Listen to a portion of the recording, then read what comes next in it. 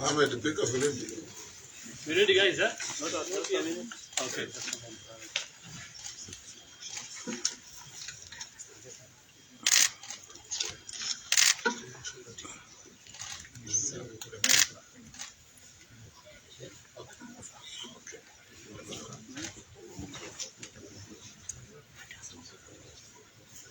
Ready?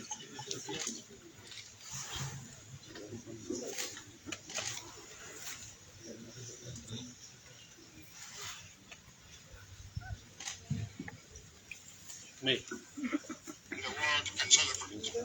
All right, can start.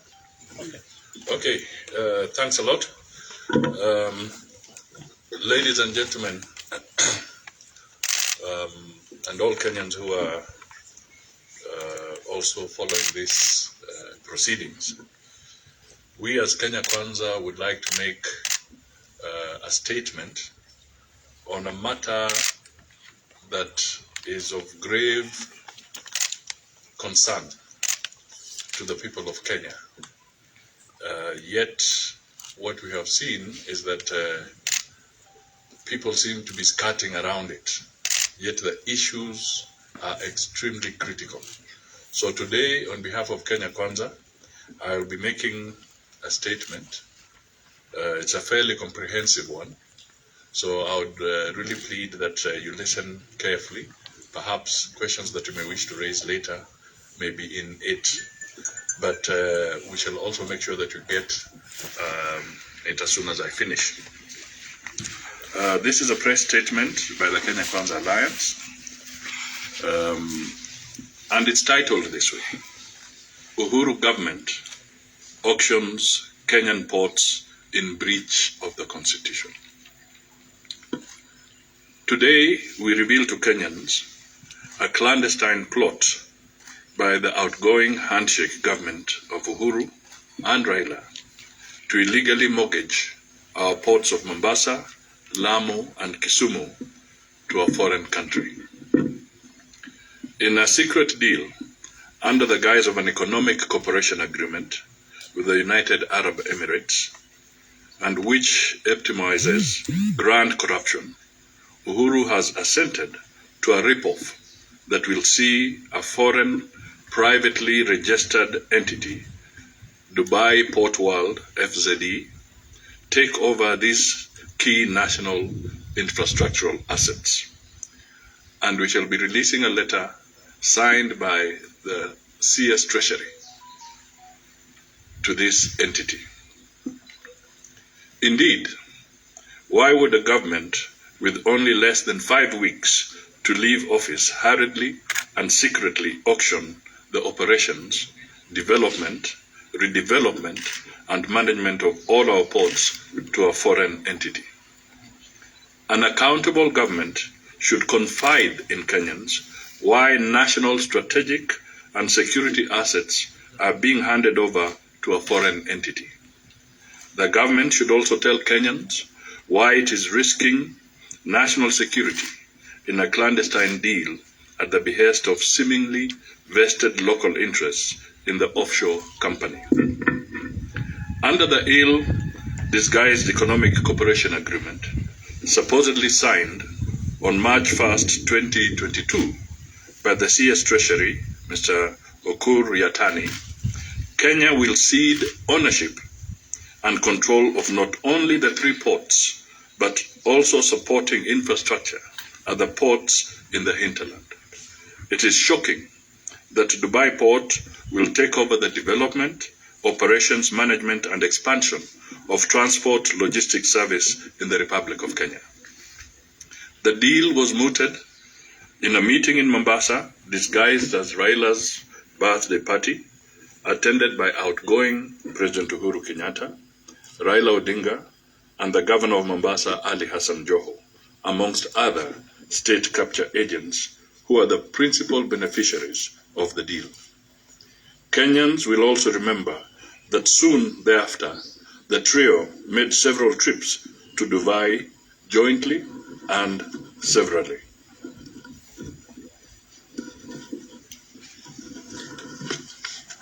In this sinister scheme that contravenes the Public-Private Partnership Act, a superficial foreign entity will take charge of 1. Redevelopment of berths 11 to 14 and a special economic zone at the Mombasa port. 2. Equipping and operating the container terminal at the port of Lamu. 3. Development of a special economic zone next to the port of Lamu. 4. Development and operating cold chains and logistic parks at both Kisumu and Naivasha. In contention is not just that national assets are being disposed of sneakily, but also the illegality in the opaque and hurried nature of this transfer of national assets. Government cannot hide under the Public-Private Partnership Act. Kenyans want to know the details of the contract and whether it adheres to procedures for the identification, selection, feasibility study, pre-tender approval, tendering, negotiation, post-tender approval, monitoring, and evaluation of the projects as provided under the Public-Private Partnership Act. We challenge the government to make public any process and procedure under the Public-Private Partnership Act used to procure such a massive tender. Let Kenyans know the parameters used to initiate the project proposals, to show whether the tender was competitive and how the tender was awarded to one company without opening the tender for open bidding, noting the costs implications. In protocols observed, if any, in negotiations and the negotiations between the parties, we would like to see all these. Lest the government plays ignorant, we reiterate, or rather lest the government plays ignorant, we reiterate that the government of Kenya owes its citizens an explanation as to why the following legal issues were glossed over. 1. Lack of public participation, opaqueness, and secrecy of the takeover. We at Kenya Kwanza are sure that until now, Kenyans did not know that there is an ongoing secret process to have our ports taken over by a company based in UAE. This is proof that this may be an engagement between a few people in government who may be keen to conclude the illegal deal with speed before government changeover in August.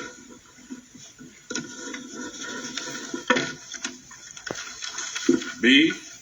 We remind unethical government operatives that Article 10 of the Constitution spells out the national values and principles for all state officers making decisions. They are obligated to hold public participation consultations. We hold the government guilty of the illegality in engaging a foreign company with no consultations and without any information to the public.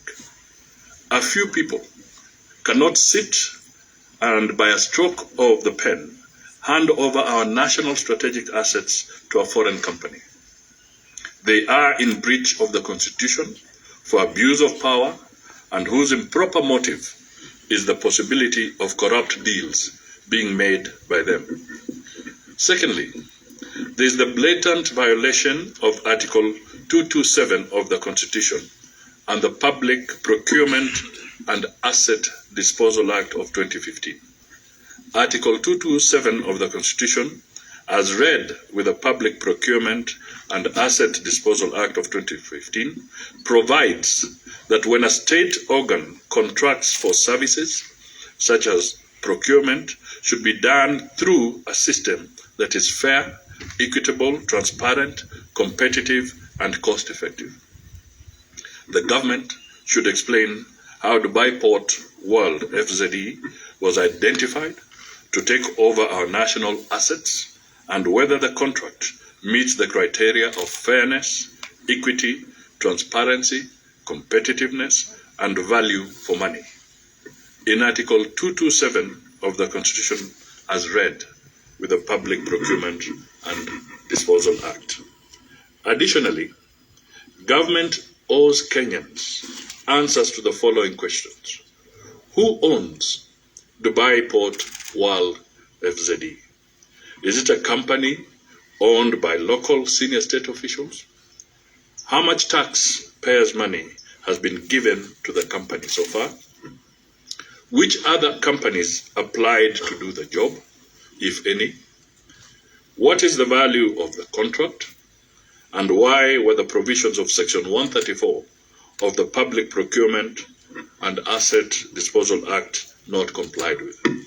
Further, Kenyans must also know whether the procurement of the company was a government-to-government agreement, and if so, why Section 4(2) subsection F of the Public Procurement and Asset Disposal Act did not apply. 3. Non-involvement of Parliament. A matter as critical and fundamental as to takeover of our national strategic asset cannot be purported to be constitutionally processed and concluded without the involvement of Parliament. Articles 93, 94, 95, and 96 of the Constitution that spell out the roles of Parliament were breached. It is not surprising, but is still shocking, that the Departmental Committee on Transport of the National Assembly, responsible for all matters transport, including our ports, is unaware of this scheme. Bypassing Parliament puts the viability of the projects at risk, given that the handover is scheduled to take place when Parliament is on a sine die, ensuring the illegality and corruption is effected and interrupted. There is also the issue of public interest. Where is the public interest in allowing takeover of our national strategic assets by a foreign company? Are Kenyans unable to manage our ports to a point where we cede these national strategic assets to foreigners? Are there no Kenyan companies that can redevelop cold chain logistics in Naivasha port? Further, lack of public interest raises serious concerns or questions about government commitments to Kenyans. What are the local content requirements provisions in the Lamu takeover contract? Will our people continue working at the port? Which public interest is served by redeveloping the Naivasha inland port? In whose interest, therefore, are our national assets being auctioned without citizens knowing?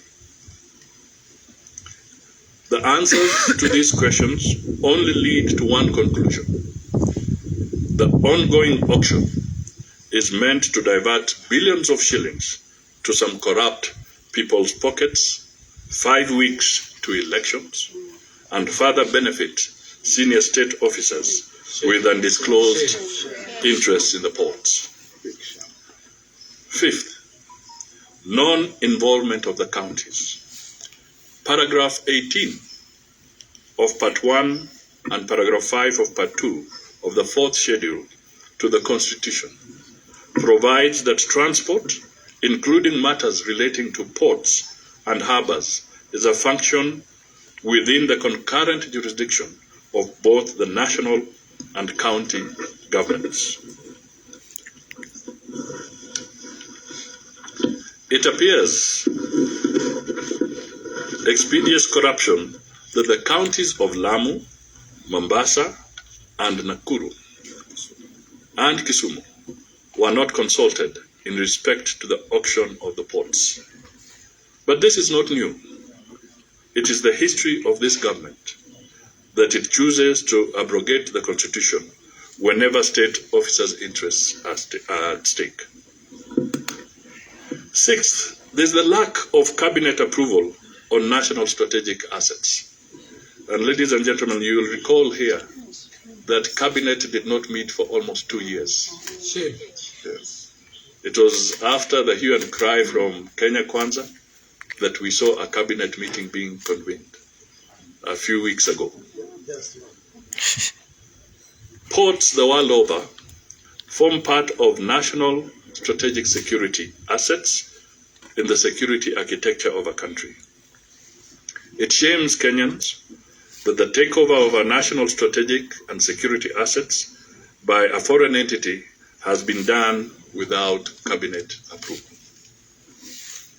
It is our submission that national strategic assets belonging to the people of Kenya cannot be auctioned by one person in a manner akin to disposal of private personal property.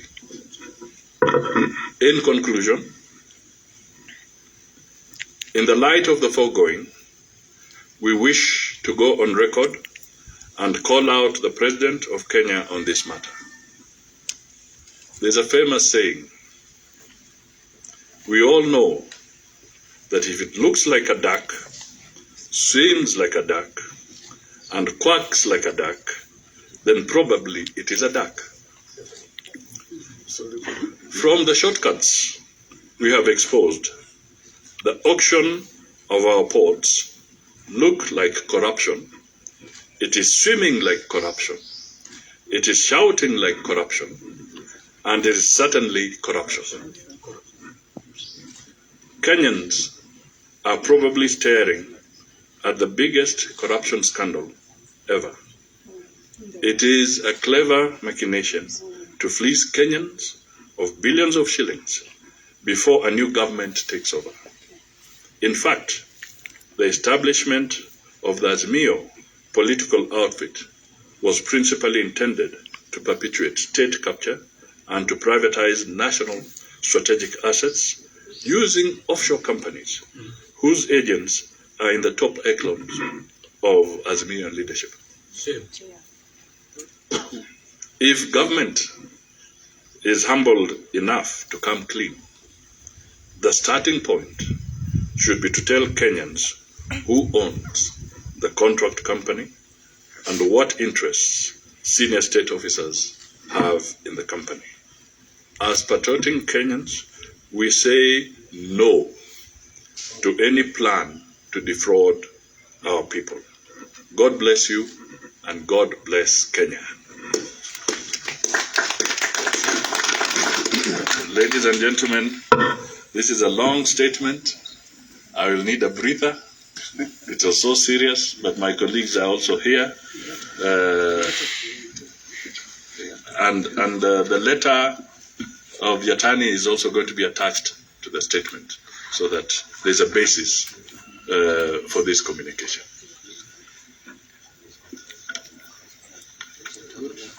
Satisfied?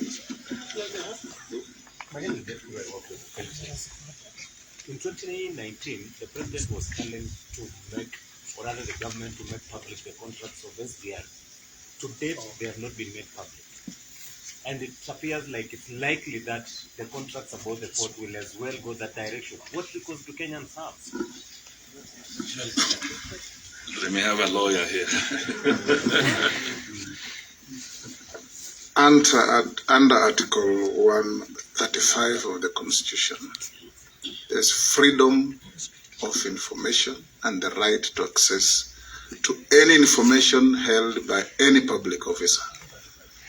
Article 35. We as Kenya Kwanza have enough lawyers in our closet to go to court and demand this information, and we will do so.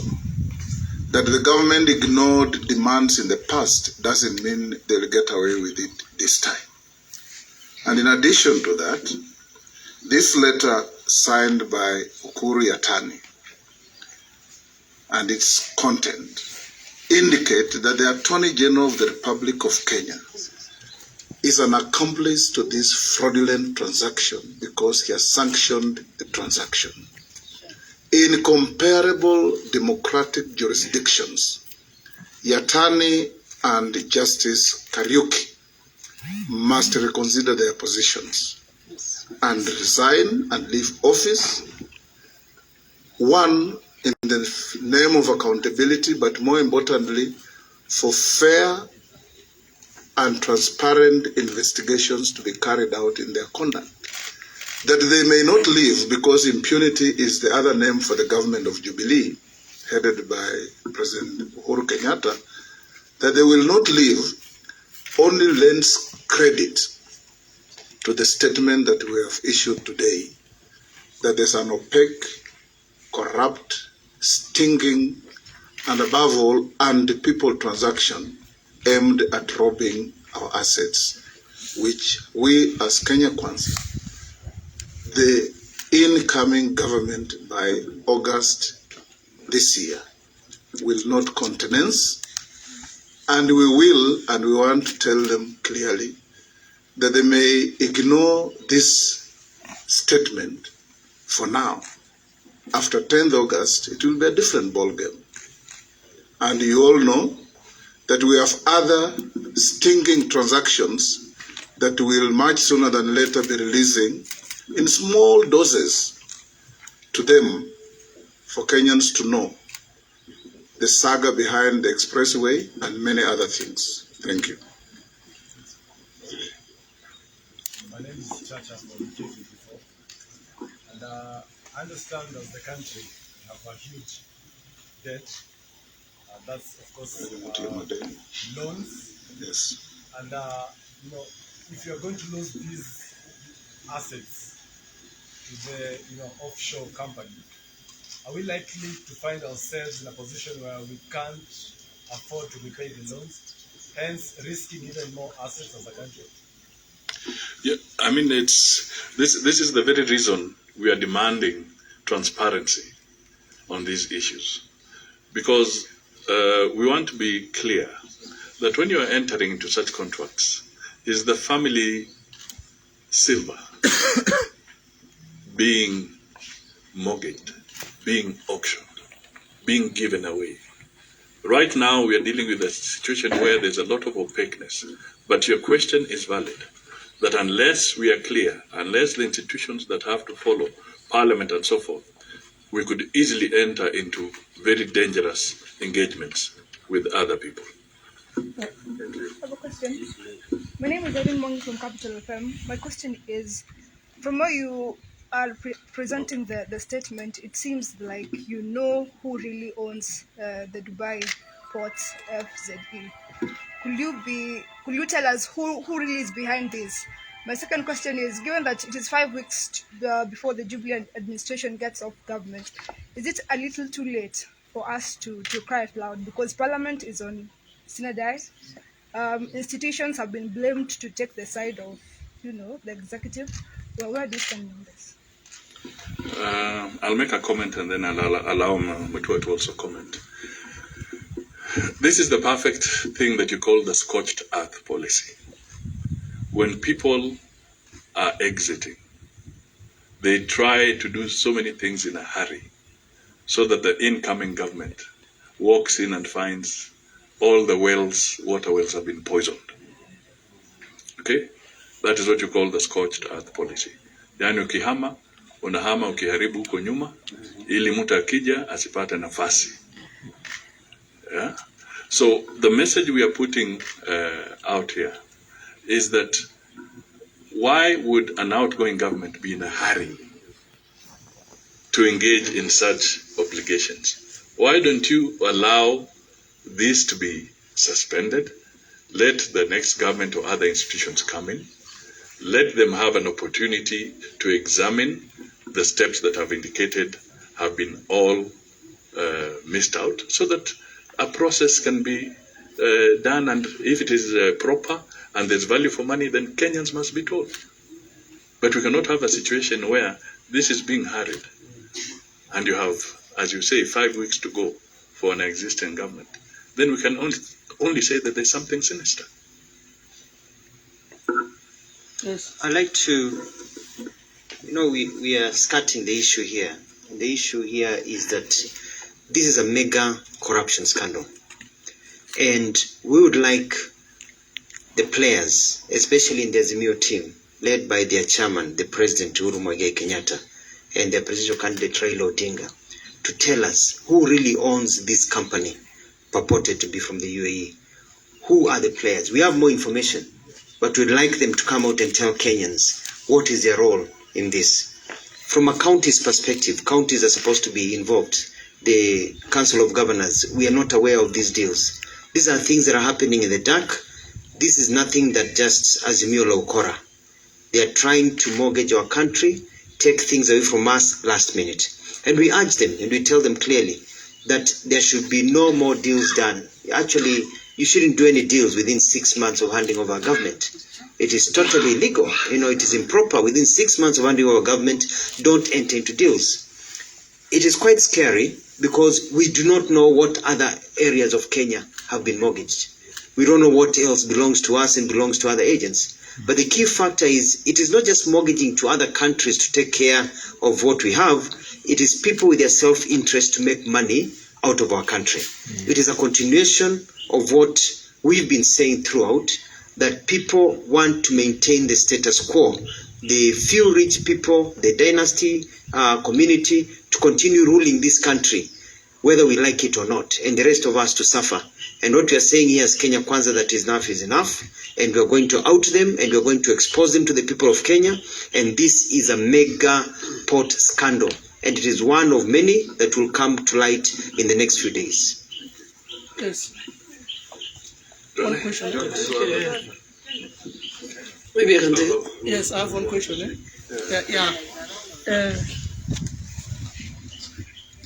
Do you have a plan now to block this process? I think we are missing the point. We have a letter, and I'm sure if you read this letter by the Minister for National Treasury, Kuriatani, dated 30th of March 2022, where in one of its paragraphs says the Attorney General, who is the legal advisor of government, has already declared this. The matter we are discussing is a matter where national assets and security assets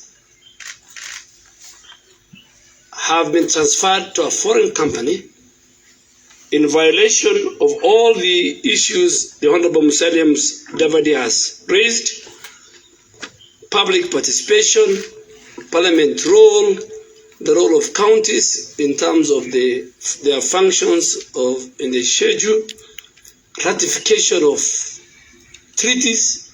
Even when an airline, a foreign airline, wants to fly into our country, it must seek parliamentary approval through the relevant committee. This is mortgaging ports already, and I want to answer the previous question. But already a Kenyan went to court on SGR seeking the contract, and a principal secretary in his affidavit said it cannot be availed to public. So it's another scandal. So this is the state of state capture, and 4 ports and all the logistic infrastructure have been mortgaged to a foreign company by those who are responsible and who are the cartels of state agents. The question that you really want to pick from here, because we have given you an evidence, is from here you go to Ukuriatani and Justice Kihara and challenge them on what we are saying. You cannot mortgage, you cannot give DP World to run the development, the redevelopment, the management of the port of Mombasa, berth 11 to 14, berth 1 to 3 of Lamu, the whole cold chain system and the port of Kisumu, by 3 individuals. This is what we are telling the people of Kenya. We have talked about state capture.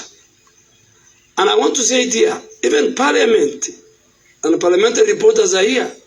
Parliament for 2 years rejected the Kenya Aviation Bill, where the whole of Kenya Airports Authority was to be handed over to a private entity. To a private entity, part of the state capture. We are aware of how National Oil Corporation, the only state-owned oil company, is being handed over. So we are telling the people of Kenya, and all these, let me put it, and that's why President Kenyatta, unlike his predecessor, who were to exit at the end of their term, doesn't want to exit. That's why he's the chairman of Azimio.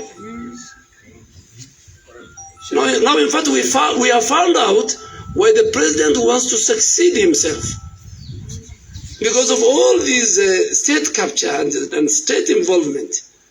So, good people, I think the statement given by Honorable Musalia on our behalf and the evidence we have provided will help you enough fodder to go and ask the other partners. I am sure the people of Mombasa will be shocked.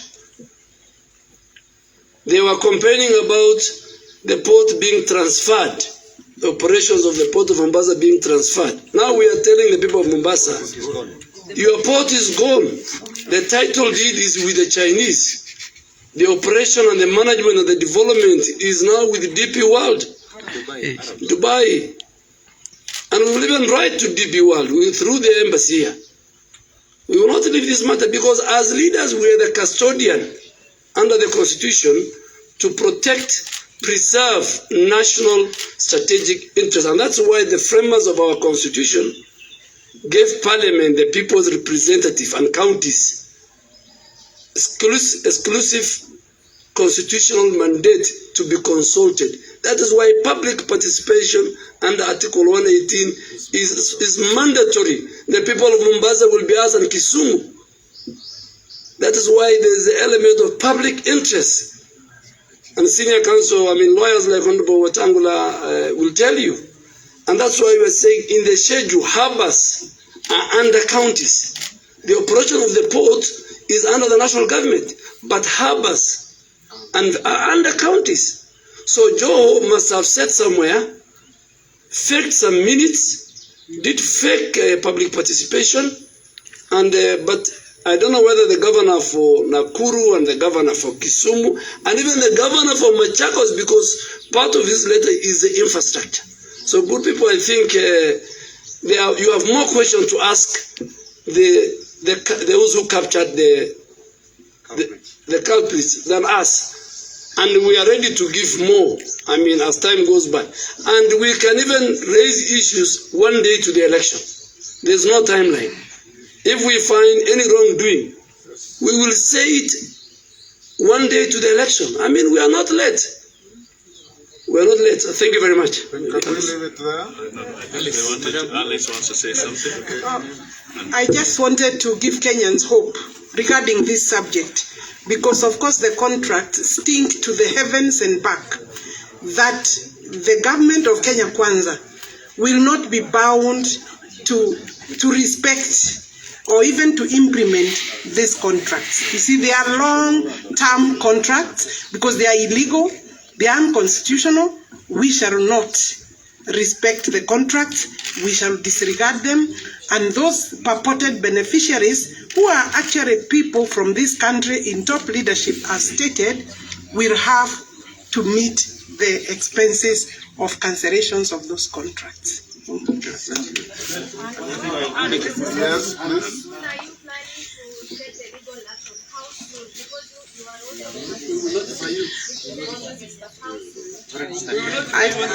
I think I just want to add one thing, and especially to the Kenyan people, to see how this government treats the Kenyan public with a lot of disrespect and detest. Because if they cared for the people of Kenya, this issue should not have arisen because they would have been consulted. And I would like to urge the people of the coast region, the people of Mombasa and of Lamu, to look on Nakuru and Kisumu, to look at which coalition has their interests at heart, especially because of this matter, and vote for the Kenya Kwanza, because they can see that this coalition that is currently being managed by the current government definitely does not care for them as counties, as the people at the at these regions and also the people of Kenya. Thank you. Asanteni sana.